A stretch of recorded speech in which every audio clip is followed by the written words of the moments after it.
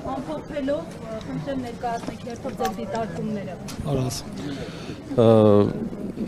Հարգելի գործընկերներ, հարգելի լրագրողներ, դուք ինքներդ էլ տեսաք ինչ է կատարվում, մենք այսօր փաստորեն վերջնական ավարտեցինք այս դատական գործը, ինչպես նաև ականատես եղաք այս գործի ընթացքում, ինչպես քիչ առաջ զրուցում ենք նաև գյումրեցիների հետ, ուրեմն խնձորներով բացատրվեց, նույնիսկ խնձորների մակարդակով բացատրվեց, որ Միքայել Սրբազանը որևէ հանցագործություն չի կատարել, խոսել է անցյալի մասին, կոչեր չի արել, բայց ամեն ինչից հետո դատարանը մեղադրական վերդիկտ կայացրեց, այսօր էլ լսեց,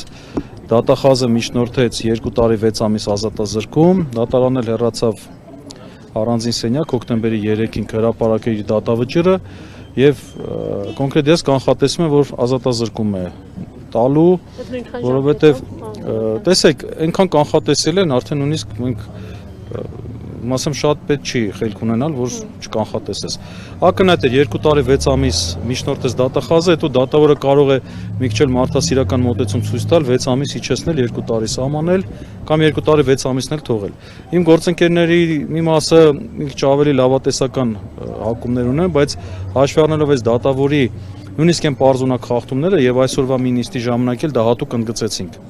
որ նույնիսկ տարական իրավունքի հետ կապված հարցեր դատարանը չի բավարարում։ Տարական հարցեր, որ իր պարտականությունն է։ Եվ սա ցույց է տալիս մի բան, որ դատավորը թելադրվում է քաղաքական նկատառումներով եւ բնականաբար այս որոշումը չի կայացվում այս դատարանի շենքում։ Ցավալի է, բայց դա փաստ է։ Պարոն Զորաբյան, դուք խոսեցիք նիստի ժամանակ, այս լսեցի դատավորի կողմից խախտումների մասին, սրա հետ կապված կդիմեք նախարարություն կամ հանձնաժողով կարգապահական։ Այո, մենք նման մտադրություն ունենք, սպասենք հոկտեմբերի 3-ին, տեսնենք դատավորի վերջնական դրսևորում եւ դրանից հետո անպայման դատավորի հետ կապված մենք որոշակի գործընթաց պետք է իրականացնենք։ Բողոքելու հետ կապված ինչ կասեք, ցանկացած, ասենք, կապ չունի, 2 ամիս կորոշեն, 2 տարի 6 ամիս ձեր համար ոնց հասկացա, արտարացումն է կարևոր։ Վերդիկտը ինքնին արդեն հիմք է տալիս, որ բողոքը ներկայացնենք վերաքննիչ դատարան,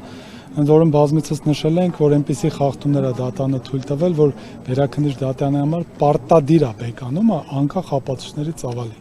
Այսինքն նույնիսկ վերաքննիչ դատարանը չպետք է նայի ապացույցներով հիմնավորվում է թե չէ,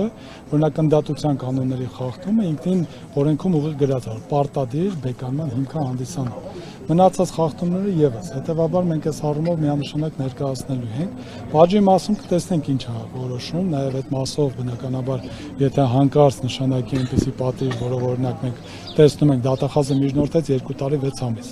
Գիտեք, իրականում բացառիկ բան է տեղի ունենում, առաջին անգամ միջին ծանոթության հանցանք կատարած անձին ազատազրկում միջնորդել են դեպքում, երբ որ սանկցիան նախատեսում է 5 տարբեր տեսակի պատիժներ, այդ թվում տուգանք, հանրային աշխատանք, ազատության սահմանափակում, որը որ ազատազրկման հետ կապ չունի, այսինքն որոշակի ժամերի սահմանափակում է տանից դուրս գալու եւ արդեն կարճաժամկետ մինչեւ 2 ամիս էր նախատեսում ազատազրկում եւ ընդհանրապես 2-ից 5 տարի։ Օրենքի ուղիղ պահանջը այնպիսին է, որ ասում է յուրաքանչյուր հաջորդ ավելի խիստը պետք է նշանակեք, եթե առավել նվազը չի կարող բաժի նպատակներ իրացնել։ Հիմա օրենսդիրը տեսել է, որ այս հանցագործության համար այս 5-ն է հավասարապես կարող են անձի պատշաճ վարքագիծ ըստեյության ապահովել եւ բաժի նպատակները իրացնել։ Հիմա ասում է դու նայեք ես օրինակ ծանրացնող հանգամանքներ եւ այլն, ինչ կա, օրինակ պատկերացրեք անձը 3 անգամ ազատազրկում է գրել ինչ որ հանցագործությունների համար դատվածություն ունի,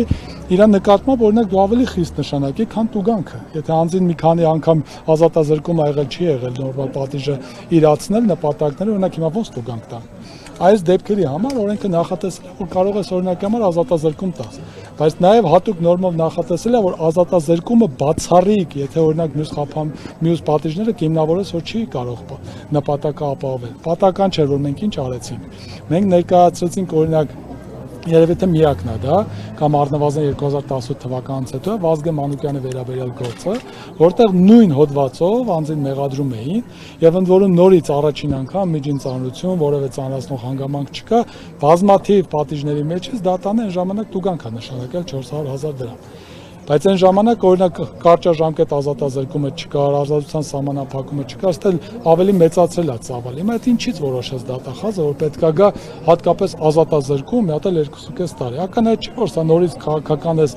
բնույթի հետապնդման շարունակությունն է, սա կոնկրետ հանձնարարություն է։ Հակառակ դեպքում բացառվում է որևէ այլ գործով գալ եւ նման միջնորդություն անել։ Մենք ցույց տվեցինք նաև այլ միջինցառության հանցագործությունները, որ պրակտիկան այնպեսին է, որ ազատազրկում չի նշանակում։ Եթե այսքանից հետո պետք է դատանը նաև այս խախտում անի, այս ապօրինությունը անի, ուրեմն իր մեղքի իր մոտ ինչ Պարոն ասեմ։ Սարգսյան, տեսեք, հանրային շրջանակներում այսպիսի խոսակցություններ են պատտվում Սրբազանի առողջական վիճակի մասին, որը ասում են, որ բարվոք չէ եւ գուցե անհամատեղելի է լինի կալանք է։ Ձեզ նման տվյալներ հայտնի են եւ ինչու գործում տեղ չեն գտել։ Ուրեմն այսօր մեր գործընկեր Արա Զորաբյանը ներկայացրեց, որ Սրբազանը ըստ էության մեզ թույլ չի տվել, որպեսզի մեղմացնող հանգամանքներ վկայակոչենք, իսկ առողջականը դա մեղմացնող հանգամանք է, օրինակ նրա անցած ուղու հետ կապված փաստաթղթային ձևակերպումները մեղմացնող հանգամանքներ են եւ այլն, բայց մենք դրանք չենք ներկայացնում են պարզ պատճառով, որ ի սկզբանե նա որևէ հանցանք չի կատարել եւ որևէ բան էլ չունենք հայցելու դատարանից, մի հատ էլ փորձենք դատարանի մոտ ինչ որ մեղմացնող իրավիճակ ստեղծել։ Դրա համար մենք այդ ուղին չբռնեցինք, բայց նաև փորձեցինք ցույց տանք դատական պրակտիկան, այսինքն սա ավելի շատ դատավորի համար, որ նորից հետագայում չասեն, որ մենք չգիտեինք, մենք չենք ուսումնասիրել, իրենց փոխարենը բոլորը անում ներկայացնում ենք, հետեւաբար առողջականի մասով հիմա էլ ոչինչ չեմ ասել, քանի որ դրա թույլտվությունը այդպես չունենք, բայց նաև պետք է հիմնավորեինք, որ դու ինչ էլ անես, եթե ազատազրկում լինի, ուրեմն կրկին ակնհայտ ապօրինություն լինելու։ Լրացում անեմ առողջության հետ կապված։ Տեսեք, առողջության հետ կապված ես տարբեր առիթներով, երբ որ հանդիպում եմ Սրբազանի հետ քրեակատվական հիմնարկում, պարբերաբար հարցնում եմ, ոնց եք ձեզ զգում, ինչ խնդիր կա։ Գիտեմ մի քանի առողջական խնդիրների մասին, իհարկե, որ հիմա չեմ կարողանա այստեղ հրապարակային ասել, որովհետև դա անձնական տվյալ է, բայց ասեմ նաև, որ իր բարեկամների միջոցով փորձում եմ ինքնուրույն տվյալներ հավաքել, այսինքն որոշակի փաստաթղթեր եմ խնդրել ինձ փոխանցեն, որ երբ որ անհրաժեշտությունը գա, մենք փորձենք դա նաև կիրառել, որովհետև եթե հարց ասավ նրան, որ նրա կյանքի նկատմամբ վտանգ սպառնաց, մենք իրեն չենք լսելու, այսպես ասեմ։ Բայց քանի դեռ այդ տվյալները մենք ձեռք չենք բերել, այս պահին հակառակի դիրքորոշման որևէ բան չենք կարող անել։ Պարոն Զորաբյան, պարոն Սարգսյանի բազմաթիվ արխիվային օրինակներից հետո կարծում եք ազատազրկում կկայացնի դատավորը։ Տեսեք, պարոն Սարգսյանը նաև կալանքի միջնորդության քննարկման ժամանակ ներկայացրել էր դատախազության կոլեգիայի որոշում, որով ասել էր նմանատիպ դեպքերում չտանել կալանավորման։ Մինչդեռ դատախազները իրենք ինձ կոլեգիայի որոշման նկատմամբ անհարգալի վերաբերմունք դրսևորելով գնացին կալանավորման ճանապարհով, դատարանն էլ բավարարեց կալանավորման ճանապարհը։ Դատանը ակնհայտ կերպով, երբ կար երկու լրատվամիջոցների գրությունները, որ այդ երկու իրավիճակը նկարահանվել են Գյումրի քաղաքում, դատան ունենալով այդ ապացույցները ուղղակի գործը չուղարկեց ըստ ընդդատության։ Երբ որ նմանատիպ խախտումներ է թույլ տալիս դատարանը, ակնհայտ է, որ այս դատարանը ինչ որ մի կոմպրոմատի կամ ինչ որ մի բանի պատճառով վախեցած է իշխանությունից եւ անելու է այն ինչ որ անում է, այսինքն կալանք է սահմանել, այն դեպքում երբ կալանք չէր հասնում Միքայել Սրբազանին եւ բնականաբար նաեւ իր գործողությունները տանում են նրան, որ նա տանելու է ազատազրկման։ Մենք այդպես ենք կարծում, որովհետև քաղաքական հաշվարկի տեսակետից Միքայել Սրբազանը իրենց խանգարում է։ Եվ իմ բան էլ ասեմ, անկախ նրանից ինչ դատավճիռ կկայացնի, քանի որ արդեն մեղադրական վերդիկտ կա, այսինքն դա նշանակում է մեղադրական դատավճիռ է լինելու։ Այսինքն մեղավոր են ճանաչել Սրբազանին։ Մենք միևնույն է դա բողոքարկելու ենք, որովհետև դա արդեն հակասում է ճշմարտությանը։ Պարոն Զորաբյան, բայց այս գործը ակնհայտ է, որ քաղաքական տեքստ ունի, քաղաքական պատվերով գործը, ինչ դատավորի էլ որ առաջացյալում մակագրվեր ելք, այսպեսին չէր լինի։ Տեսեք, կան դատավորներ, դուք էլ լավ գիտեք, որտեվ իրավական դաշտում աշխատող լրագրողները գիտեք, որ կան դատավորներ, որոնք այս աշճան իրենց խղճի դեմ չեն գնա։ Այդ պատճառով էր, որ Գյումրի չուղարկվեց։ Թե չէ կուղարկեն Գյումրի, կասեն շատ լավ, կուղարկեն Գյումրի, Գյումրում էլ նույն պատվերով մեր ուզածը կստանանք։ Բայց ինչու չուղարկվեց։ Ինչու է այս տիպի գործերը մակագրվում Մասիս Մելքոնյանին, Արմեն Մելիքսեթյանին, վերաքննիչ են գնում